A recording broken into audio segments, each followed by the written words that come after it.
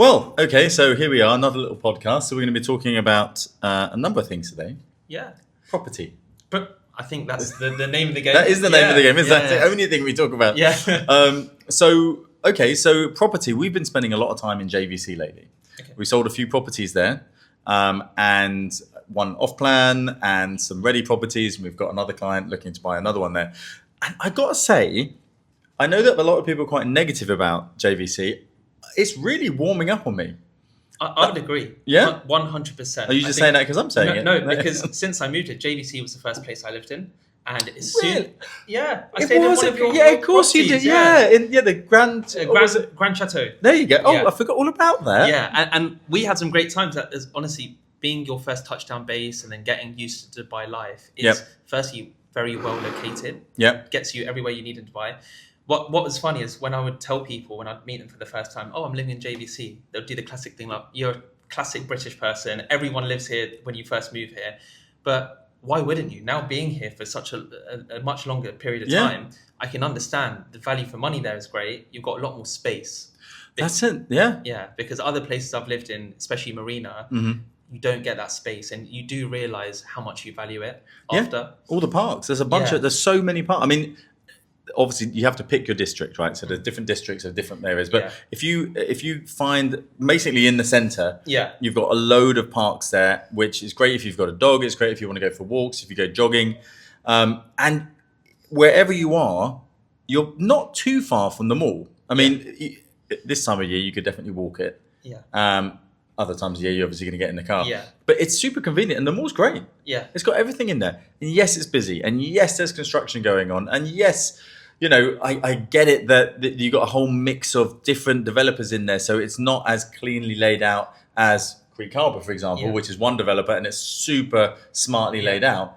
But that kind of adds to the quirkiness of it as well, Yeah. because it's a little bit funky. I like that about Yeah. it. Yeah. And as you said, value for money, yeah, it's great.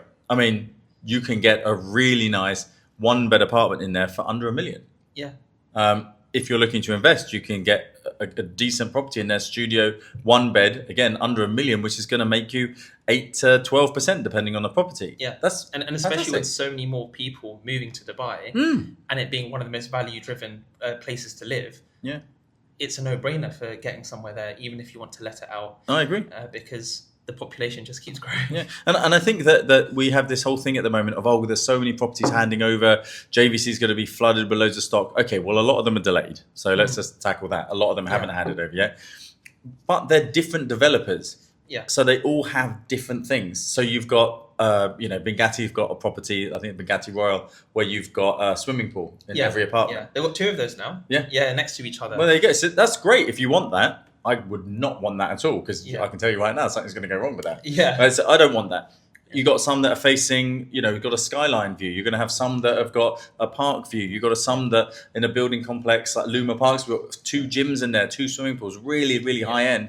And other ones that are less expensive, but it's just somewhere to live. So while there are a lot of properties handing over, you've got, it actually gives you a lot more choice. And I love that. I think that's a really good thing. And I think you've also got to drown out a lot of other people, the general person's kind of opinion, because Bengati was another developer. When I moved here, everyone would tell me their own opinions and say, okay, you should invest elsewhere. But taking clients to view these, and these are clients that have said to me, I only want Bengati. I'd take them to these properties to view them, and I was pleasantly surprised myself. Do you know why the change? No. The son's taken over. Oh, really? Yeah, so it used to be Mr. Bengati, the older Bengati. Yeah. He developed all of those ones and amazing buildings that were, they're all over the place with the orange. Yeah. And then the son's taken over now, and he's kind of got a different vision for how he wants it to go. And you can see it. Some of them have the blacked out bathrooms with the tiles, yeah. and now they've upgraded to just keeping it clean, simple. That's what people want, and it's working really well. So I think it's just brought a slightly different dynamic into how they're designing them, how they're building them, and everything else. Because perhaps some would say that the name for Bengati was sort of dropping slightly, and now it's definitely, I feel, gone back to being like, wow, look at that! It's got a swimming pool in every single apartment. That is awesome. Again, I wouldn't want it, but it's really cool. Yeah, for sure. Yeah. So and in JVC you have obviously Bengati. You've also got like Ellington. You've got Iman. You've got Town X. You've got all of these really lovely developers. Some of them that are kind of boutique. Yeah. Building their name, which means they know that MTAS. Oh my goodness! Like some of their properties are superb, and they've got to make it look really good. Yeah. And I think it really stands out. So I love it. I think it's really nice. Yeah, I'd say JVC is a whole maze, like metaphorically and literally, because just trying to get around. But like you said, it adds to the quirkiness. But if you plan smartly about where you want to live and you find those right properties, you can get to the exit roads quicker. You can be a stone's throw from the mall. And depending on which side of it you live, then you find out, okay, this side is better for me to get to work, for instance. So it's just all about planning smartly, and you can definitely get something really good there. So what is so leaving JVC alone for a second, what is your favourite area that you've been to see now that you've been here a while? What's your favourite sort of area? Okay, I've got an initial thought, but let me just think about it a little bit. Obviously, you live in Creek Harbour. Well, that's my go-to place. And the thing is, Creek Harbour's lovely, right? It's beautiful. And I'm just trying to think, where else have I gone recently? If you had unlimited funds, where would you live? So, this is going to be very biased. I saw a video last night. I was sat with Hema and her family, and on YouTube there was an agent showing a massive villa in Jumeirah Bay Islands. Okay, yes, that is beautiful. And it's just straight on the water. It's a small boutique island. I hadn't heard of it before. We'll go up there and take a look if you want. Yeah, I'd love to go visit there. And the view that you get of the Dubai skyline is unbelievable. And I thought, wow, okay, if money wasn't an issue, the layouts that they have there, it was a fully upgraded unit. And they've got townhouses there as well, which are less expensive than the standalone properties. I've got unlimited money, mate. Oh, so that's what you don't get. I'll go for the mansion. You're getting a townhouse. We'll take a trip up there, because I haven't been there for...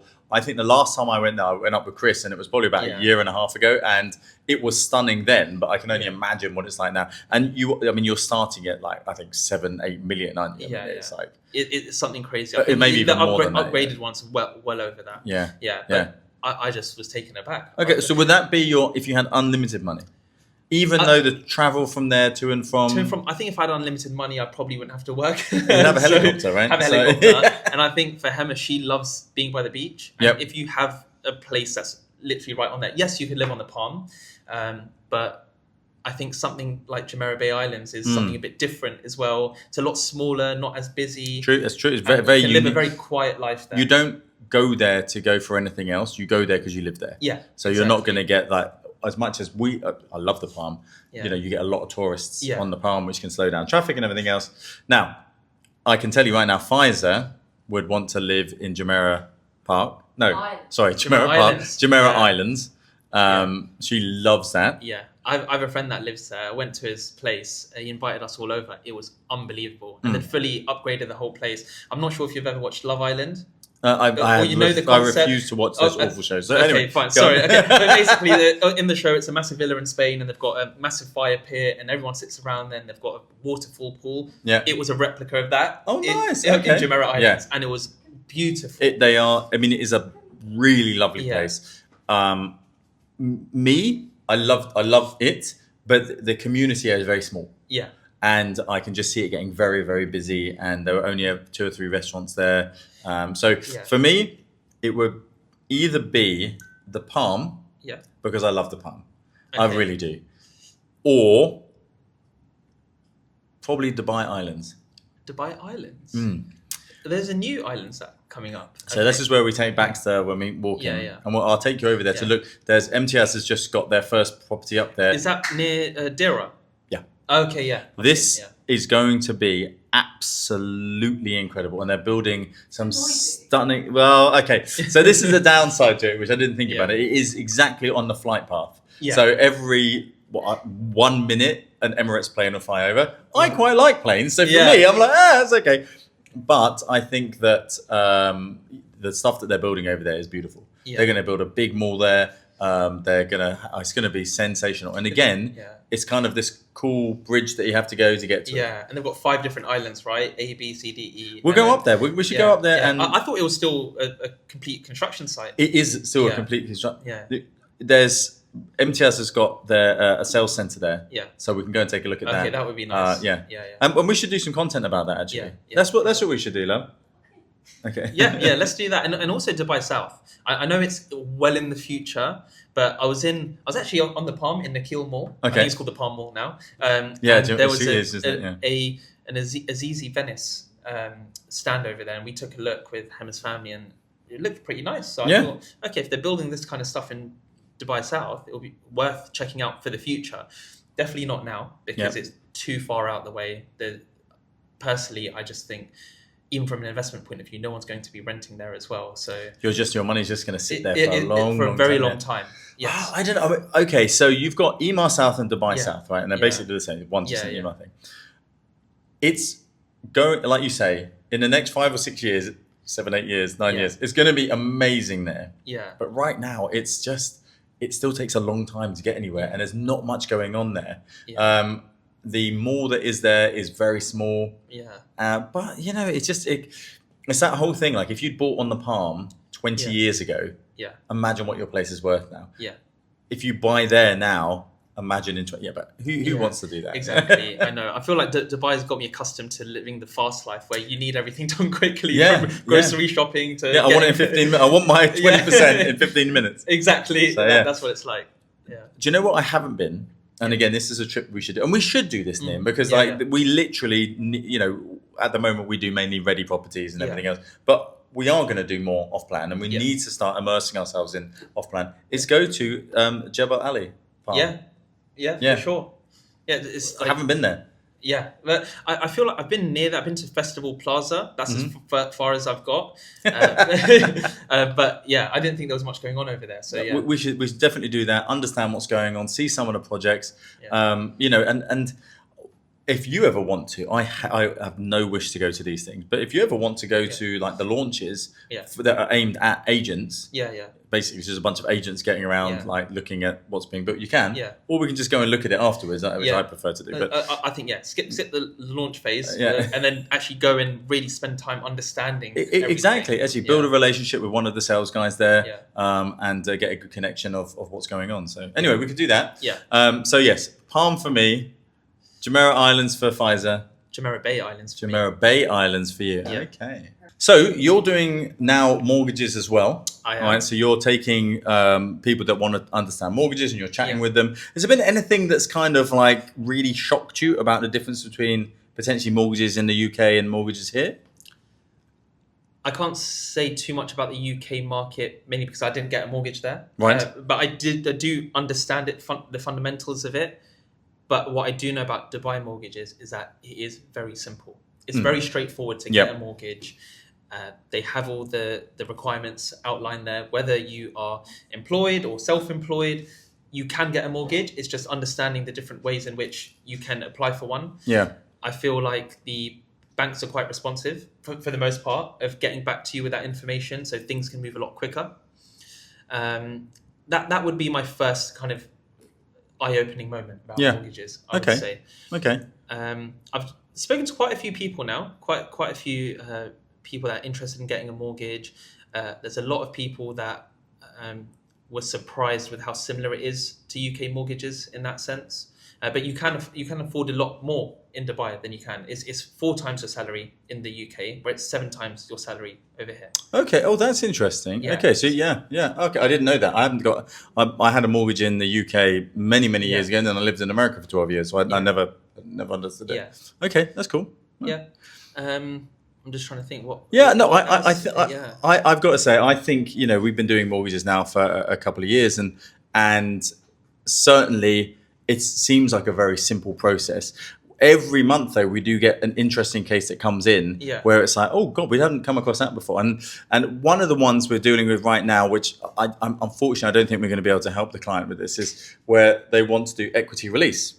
They want to take some money out of their property that they bought, put it into something else, increase their monthly payment, obviously, get a new mortgage, all this kind of stuff. Now, it can be done, and we've done it before when someone was doing construction on their property. So they actually own their property cash, and they said, I want a mortgage on that property because I need 500,000 dirham to actually fix the bathrooms up and everything else. That was nice and simple. This particular client, though, has an existing mortgage. They only bought the property 8 months ago. Oh, right, okay. Right? It has gone up in value since they bought it, but it's too close. Yeah. And what we're advising is like it costs you about 20,000 dirham to do, you know, a buyout or refinance mortgage, right? Yeah. Now, and you've got to get a new bank, you've got to do a new valuation, you've got to pay for the closing out the old mortgage, taking out the new one. It's quite expensive, and we're just like, I don't think you're going to get it because the value of your property, you know, it needs to be more than any have sold for. Yeah. It's a difficult one because you hate to let a client down, but at the same time, you don't want them to waste money. Yeah. I don't want him to go through the whole process of time and effort and spend money on doing a valuation when that property is just not going to value and he's ending up, it's not going to happen. Yeah. So that I think that's the most interesting one we've got going on at the moment. Yeah. We're doing quite a lot more, or getting a lot more inquiries from people that properties are about to hand over and they want to get mortgages on it. Yeah. So again, if you've got an off-plan property and it's getting close to handover, you know, and you need to get a mortgage for it, and you're looking at putting it on short-term or long-term rental, speak to us because that's something we're doing a lot of at the moment, and I really like that. That's nice and easy, and you're genuinely helping someone because often they're getting to the point where they know they've got to pay a lump sum of money to that developer, and they haven't really got it. Yeah. And the mortgage obviously steps in and does it for them. I think that's a really important transitional period for people. And I've even had people ask me, can I get a mortgage on my off plan? And they've only just put their down payment.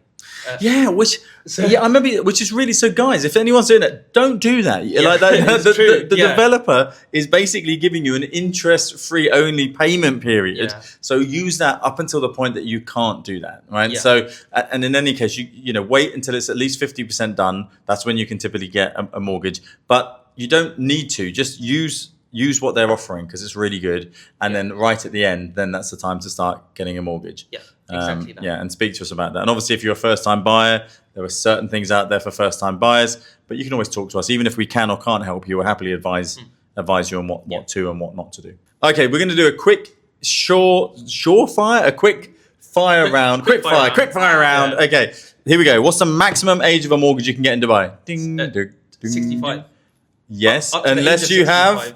Unless you have a letter from your employer saying that There you can work. you go. Okay, what's the minimum salary requirement for a mortgage? Typically, it's 15,000 dirhams, but some banks will lend you if you have a minimum of 10,000. Oh, very good. Okay.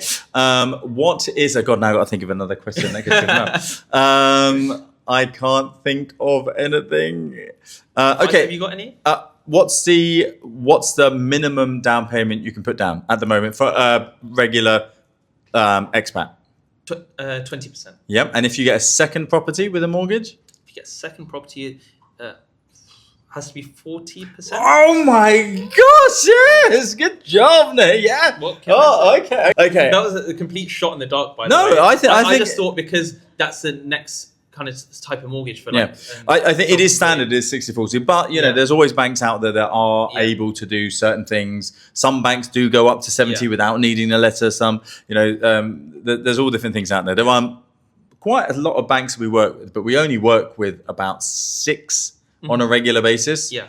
Not because other banks are bad, just because you know you build a relationship with them. You know they're going to turn around that pre-approval quickly. You know that the next step forward to getting the final offer letter is going to be quick and easy. And you just kind of get stuck in with those sort of few banks. I think that's really important because for the buyer, they need things to be done very quickly. Often, you don't know what their situation is, or if their pre-approval is running out, they need to close that deal straight away. So every single step of that process matters, and how quick they can turn it around. Do different brokers have different offers from banks? No. There you go. This is probably the most important thing. It is a regulated market. So every broker has the same. Doesn't this, if you speak to me, Niam, if you speak to whatever, Tom, Dick and Harry, whoever it might be, the banks all have the same offers to every broker out there. You just pick which broker you want to work with. And that's kind of the nice thing. Who's trusted, who you get along with, who is going to do a good job. And who's going to sit down with you, explain everything to you. You know, that's it. It's got nothing to, you know, don't, so... It's not rocket science. We're not doing anything. Exactly. I think that's it. We're not that difficult. Doing our job, making sure that your whole process runs smoothly. Yeah. So that you can get the property you want at the best price that you can, and also as quick as possible. Yeah. Sure. That's it. Good. He won. Yes. Yeah. Yes. I think I got maximum points there. Maximum right? 4 out of 4. Bye. See ya.